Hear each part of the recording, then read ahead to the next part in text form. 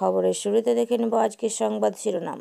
পাকিস্তান হয়ে যাচ্ছে বাংলাদেশ, লক্ষণগুলো ধরিয়ে দিলেন শুভেন্দু। কলকাতা বাংলাদেশ উপদূতাবাসের নিরাপত্তা আরও বাড়ল লালবাজার। ভারতের অবস্থান খুব পরিষ্কার। বাংলাদেশে হিন্দুদের উপর অত্যাচার নিয়ে কি বলল বিদেশ মন্ত্রক? আরবেও নেই ভারতে ওয়াকফের এত প্রভাব। কি বদল আনছে মোদী সরকার? শনিবার বিকেলে আছড়ে পড়ছে সাইক্লোন ফেঞ্জল, জারি লাল সতর্কতা, 90 কিমি বেগে বইছে ঝড়। মমতার সরকারকে কি দিচ্ছে মোদী সরকার? পর গুনে গুনে হিসাব দিলেন শুভেন্দু। সংবাদ শুনলেন শিরোনাম, আসছি বিস্তারিত খবরে। আমাদের চ্যানেলটিকে সাবস্ক্রাইব করুন, পাশে থাকা বেল আইকনটিকে বাজিয়ে দিন। ওপারে বেড়ে চলা ভারত বিদেশ প্রসঙ্গে বলতে গিয়ে বাংলাদেশকে ইতিহাস মনে করাতে দেখা যায় শুভেন্দুকে। মুক্তিযুদ্ধের প্রসঙ্গ তুলে বললেন, 3000 ভারতীয় সেনার আত্মবলিদান রয়েছে। যখন কোথাও ছিলেন এরা?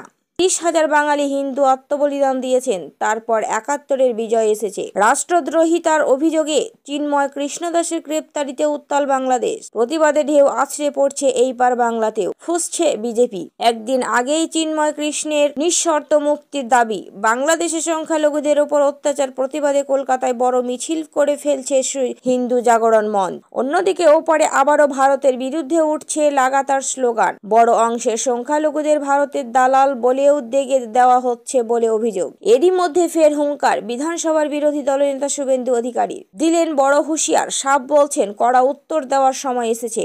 এরপর তার হুঙ্কার, 16ই ডিসেম্বর বিজয় দিবস। কলকাতাতে মহাসমাবেশ থেকে বাংলাদেশের রাজাকার ও পাকিস্তানের চরদের সঠিক উত্তর দেওয়ার ব্যবস্থা এই পার থেকে আসল ভারতীয়রা করবে। শুভেন্দুদের সাফ কথা, অবস্থা যে দিকে যাচ্ছে তাতে কড়া উত্তর দেওয়ার সময় এসেছে। পাকিস্তানের দুরবস্থায় কথা স্মরণ করিয়ে দিলেন, বলেন আজকের বাজারে 150 টাকা পেঁয়াজ, 120 টাকা আলু। পাকিস্তানের মতো অবস্থা হোক 1000 টাকা লিটার পেট্রোল, 400 টাকা কেজি প্রতি আটা কিনতে হয়। এমনকি বাংলাদেশের ভারতের প্রতি নির্ভরতার কথা মনে করিয়েও খোঁচা দিতে দেখা যায়।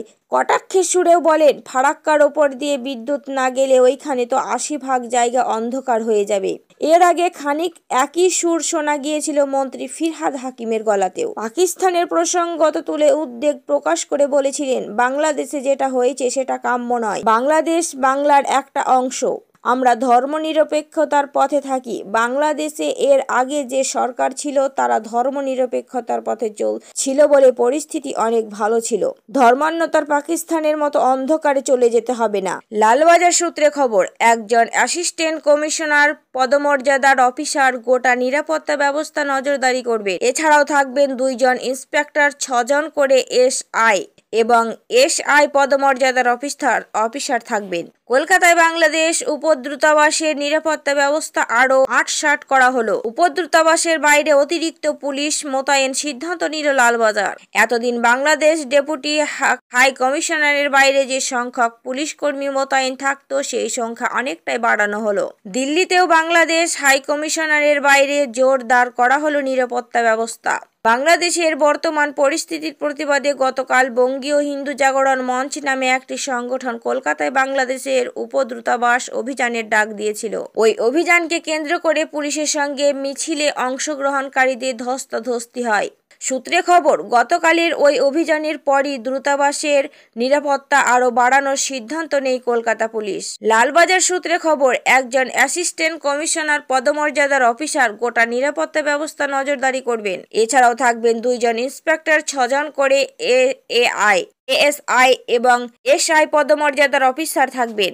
মহিলা ও পুরুষ মিলিয়ে 30 জন লাঠিধারী কনস্টেবল থাকবেন উপদূতাবাসের বাইরে। শুধু কলকাতা নয়, নয়াদিল্লিতে বাংলাদেশ হাই কমিশনারের বাইরেও নিরাপত্তা বাড়ানো হয়েছে। হাই কমিশনারের বাইরে মোতায়েন করা হয়েছে দিল্লি পুলিশের র্যাপিড অ্যাকশন ফোর্স। জমায়েতের উপর নিষেধাজ্ঞা জারি করা হয়েছে ভারতীয় ন্যায় সংহিতার 163 ধারা। হাই কমিশনারের প্রবেশপথে ব্যারিকেড রাখা হয়েছে। যে কোনো বিক্ষোভ মোকাবিলার কাঁদানে গ্যাস হাতে তৈরি দিল্লি পুলিশ।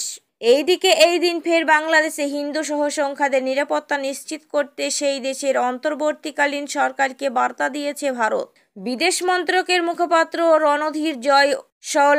রণধীর জয়সওয়াল বলেন, বাংলাদেশের আইন শৃঙ্খলা পরিস্থিতি নিয়ে দিল্লিতে বৈঠক হয়েছে। ভারত সরকার বিষয়টি নিয়ে চিন্তিত।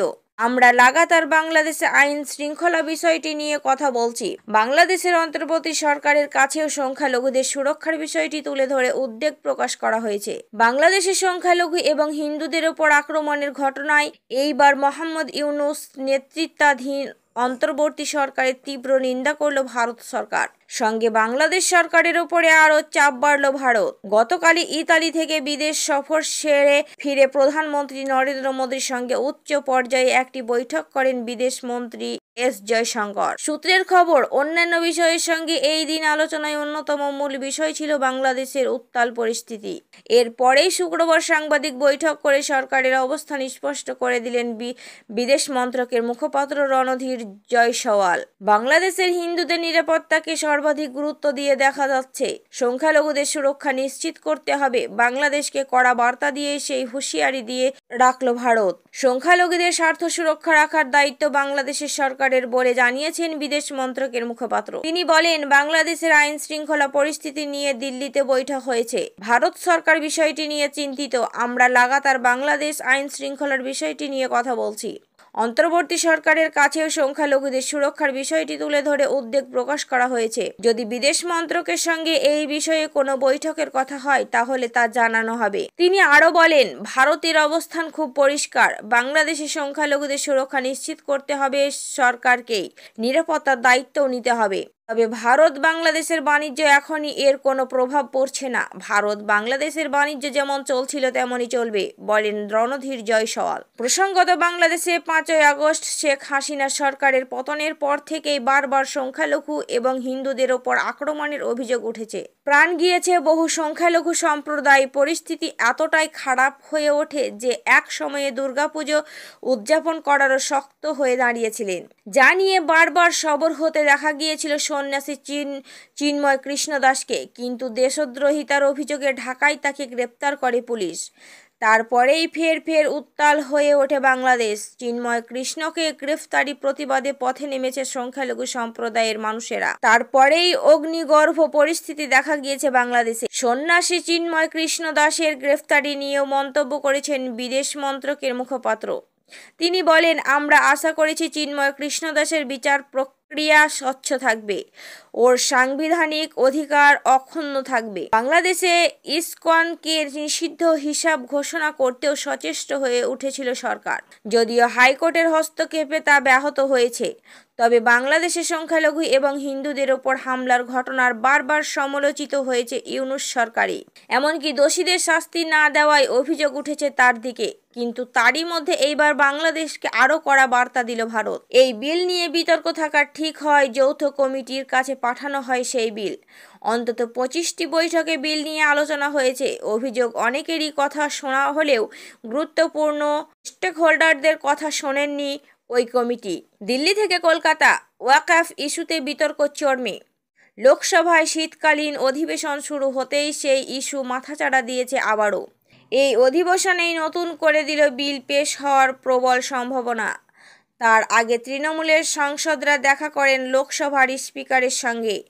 এইখানে শেষ নয়, আগামী 30শে নভেম্বর এই ইস্যুতে কলকাতার পথে নেমে সমাবেশ করবেন তৃণমূলের মতোই বিরোধী দলগুলির দাবি, এই আইন কার্যকর করে সংখ্যালঘুদের অধিকার খর্ব করতে চাইছে, তাদের সম্পত্তি কেড়ে নিতে চাইছে সরকার। আর সরকারের বক্তব্য, আদতে এই আইন লাগু করে সংবিধানকে স্বীকৃতি দিতে চায় তারা। এতে মহিলাদের অধিকারও সুরক্ষিত থাকবে বলে উল্লেখ করা হচ্ছে। আদতে কি এই ওয়াকফ আইন বদলালে কি যায় আসে? 1954 সালে সংসদে প্রথম ওয়াকফ আইন পাশ হয়েছিল। তখন ওয়াকফ বোর্ডের হাতে এত বেশি ক্ষমতা ছিল না। পরে 1995 সালে সেই আইন সংশোধন করে কংগ্রেস সরকার নতুন আইনে আনে। তাতে ওয়াকফ বোর্ডকে কার্যত একচ্ছ ক্ষমতা দেওয়া হয়। ভারতের বাইরে বিশ্বের আরও কোনো দেশের কোনো ধর্মীয় বোর্ডের হাতে এতখানি ক্ষমতা দেওয়া হয়নি। মুসলিম অধ্যুষিত দেশ বা আরব দুনিয়াতেও এই নজির নেই। গত প্রায় 30 বছরে 1995 সালের আইনে হাত পড়েনি কখনো। এইবার সেই পুরনো ওয়াকফ আইনের খোল নলচে বদলে নতুন আইন আনতে চাইছে কেন্দ্র। মৌসুম ভবনের তরফে আগে জানানো হয়েছিল যে বঙ্গোপসাগরের আপাতত যে নিম্নচাপ তৈরি হয়েছে তা আর সাইক্লোনে পরিণত হবে না। তবে এইবার এলো নতুন আপডেট। প্রতি মুহূর্তে বদলে যাচ্ছে আবহাওয়ার আপডেট। শনিবার সকালেই মৌসুম ভবন জানিয়েছিল আপাতত সাইক্লোনের কোনো আশঙ্কা নেই। তবে বেলা ঘুরতেই বদলে গেল ছবিটা। বঙ্গোপসাগরে তৈরি হওয়া নিম্নচাপ গভীর নিম্নচাপের পর পরিণত হচ্ছে ঘূর্ণিঝড়ে। শক্তি বাড়িয়ে ঘূর্ণিঝড়ের আকার নিয়েছে। উপকূলে আছড়ে পড়া এইবার সময়ের অপেক্ষা। কোন পথে এগোচ্ছে সেই ঝড়, সেই তথ্য প্রকাশ করল মৌসুম ভবন। মৌসুম ভবনের দেওয়া রিপোর্ট অনুযায়ী আগামী শনিবার বিকেলে আছড়ে পড়ছে সাইক্লোন ফ্লেঞ্জার। তামিলনাড়ুর মহাবলীপুরমের কাছে আছড়ে পড়ার ইঙ্গিত দিয়েছে আবহাওয়া দপ্তর। তার আগেই জারি হলো লাল সতর্কতা। মূলত অন্ধ্রপ্রদেশ ও তামিলনাড়ু উপকূলে সতর্কবার্তা জারি করা হয়েছে। জানা গিয়েছে ঝড়ের সর্বোচ্চ গতিবেগ হতে পারে 90 কিলোমিটার প্রতি ঘন্টা। তামিলনাড়ুর মহাবলীপুরমের কাছে আছড়ে পড়া ইঙ্গিত। নিম্নচাপের প্রভাব ইতিমধ্যেই পড়তে শুরু করছে বাংলায়। সাইক্লোনের প্রভাবে বাংলার উপকূলে হালকা বৃষ্টি হবে বলেও জানা গিয়েছে। এইদিকে নিম্নচাপ ও মেঘ থাকার কারণে হঠাৎ বেড়ে গিয়েছে তাপমাত্রা। বাংলা থেকে ঠান্ডার পথে কাঁটা হয়ে উঠছে সেই নিম্নচাপ। 2 দিন এক ধাক্কায় 4 ডিগ্রি তাপমাত্রা বেড়ে গিয়েছে কলকাতা শহরে। বুধবার আলিপুরের সর্বনিম্ন তাপমাত্রা ছিল 17.2 ডিগ্রি সেলসিয়াস। আজ শুক্রবার আলিপুরের সর্বনিম্ন তাপমাত্রা 21 ডিগ্রি সেলসিয়াস। এই দিন সংবাদ মাধ্যমের মুখোমুখি হয়ে শুভেন্দু বলেন, তৃণমূলের মালিকরা বারে বারে বলে বিজেপির জমিদাররা 4.6 লক্ষ কোটি টাকা কর নিয়েছে, 1.6 লক্ষ কোটি টাকা ন্যায্য পাওনা আটকে রেখেছে। ভারত সরকার 2018 থেকে 19 সাল থেকে 2022 থেকে 23 সাল পর্যন্ত 6.48 লক্ষ কোটি টাকা পর্যন্ত পশ্চিমবঙ্গ সরকারকে দিয়েছে। কখনো আভাস তো কখনো 100 দিনের কাজ। নানা প্রকল্পে বারে বারেই কেন্দ্রের বিরুদ্ধে লাগাতার বঞ্চনার অভিযোগে সরব হয়েছে তৃণমূল। কখনো মমতা তো কখনো অভিষেক, কখনো ঘাসফুল শিবিরে অন্যান্য নেতারা সুর ছড়িয়েছেন সকলে। অন্যদিকে বিজেপি নেতারা বারবার তুলে ধরছেন তৃণমূলের দুর্নীতি উপখ্যান।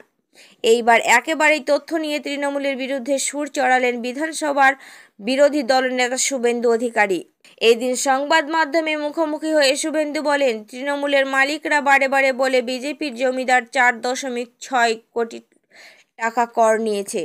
এরপর তৃণমূলের বিরুদ্ধে আক্রমণের ধার আরও বাড়িয়ে তিনি বলেন, আসলে এরা আগে সেন্ট্রালের শেয়ার নিয়ে অ্যাকাউন্টে রেখে দিত, তার সুদের টাকায় খেলামেলা দান ভাতা এইসব করত। কেন্দ্র এটাকে আটকে দিয়েছে, ফাইন্যান্সিয়াল ডিসিপ্লিন চালু করেছে, যার মধ্যে এরা আসতে রাজি নয়।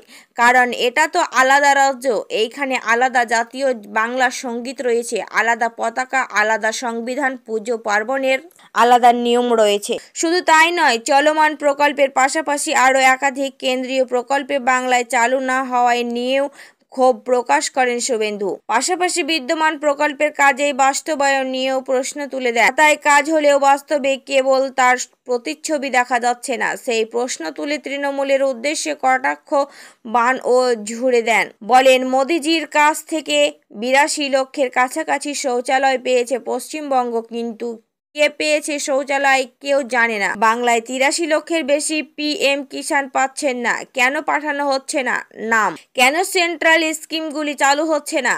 আপনার কার্ড বাইরে চলে না, কিন্তু আপনি কেন আয়ুষ্মান ভারত অন্তত বাইরে চালু করছেন না? বিশ্বকর্মা যোজনা নিয়ে ডিএমদের দিয়ে মিটিং করাচ্ছেন না, তার কোনো উত্তর নেই। খবর শেষ হলো। নমস্কার।